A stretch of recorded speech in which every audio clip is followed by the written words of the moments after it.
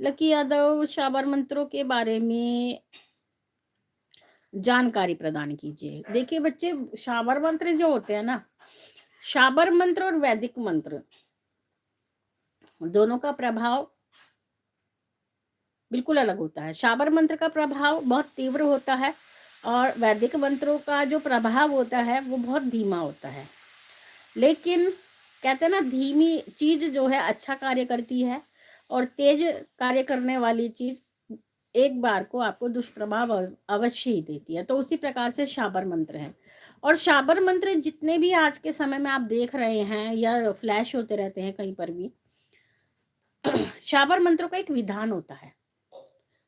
शाबर मंत्र जब आप जाप करते हो तो वहां पर क्या होता है कि जब आप मान लीजिए, क्योंकि शाबर मंत्र लंबे होते हैं, वैदिक मंत्र छोटे भी हो सकते हैं, एकाक्षरी भी होते हैं, आपने देखा है ना, एकाक्षरी मंत्र भी होता है, लेकिन शाबर मंत्र कभी एकाक्षरी नहीं होगा, वो बड़ा होगा, उसमें दुहाई अवश्य होगी और उसमें ऐसे शब्दों का प्रयोग किया जाएगा जो कि हम अपने इष्ट आराध्य के लिए नहीं प्रयोग कर सकते। ठीक है ना, उसमें दुहाई होती है, उसमें जटा टूटने का शब्द होता है, भोलेनाथ की जटा टूटे, इस तरह की चीजें होती हैं, तो उसको हर कोई व्यक्ति नहीं कर सकता। दूसरा, इसका सबसे बड़ा विधान ये होता है कि शाबर मंत्र कभी भी जो लिख करके आपको दिया जाता है और आप उसको पढ़कर याद करते हो, वो उसका याद करने का ये विधान नहीं होता। शाबर मंत्रों को सुन करके ही याद करना होता है, पढ़कर कभी याद नहीं करना होता। आप एक बार सुने, 1000 बार सुने, लाख बार सुने, लेकिन आपको सुन करके ही याद करना होता है, जब भी वो प्रभावी होता है। अगर आप लिखा हुआ पढ़ोगे तो वो प्रभावी नहीं होगा। दूसरी बात, शाबर मंत्र जो है बहुत तेजी से प्रभाव करते हैं, यानी आपने देखा होगा शाबर मंत्र बहुत कम संख्या में सिद्ध होने वाले होते हैं, जबकि वैदिक मंत्र पुरस्चरण मांगते हैं। शाबर मंत्र की बहुत कम दिनों की साधना में सिद्ध हो जाते हैं। कुछ शाबर मंत्र ऐसे होते हैं जो स्वयं सिद्ध होते हैं, उनको आपको बिल्कुल भी उसका साधना या अनुष्ठान करने की आवश्यकता नहीं होती, जैसे ही आप उसको पढ़ते हो वैसे ही वो काम करना शुरू कर देते हैं।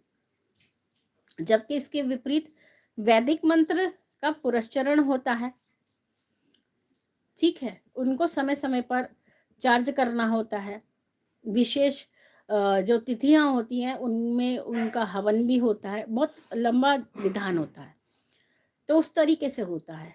लेकिन वैदिक मंत्रों का कोई दुष्प्रभाव नहीं होता।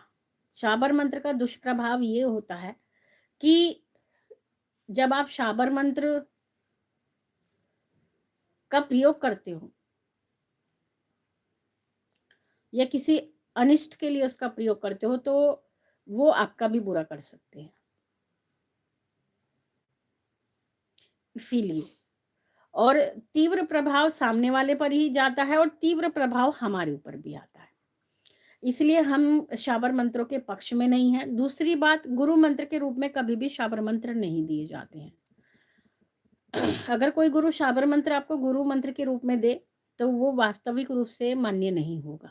वैदिक परंपरा के अनुसार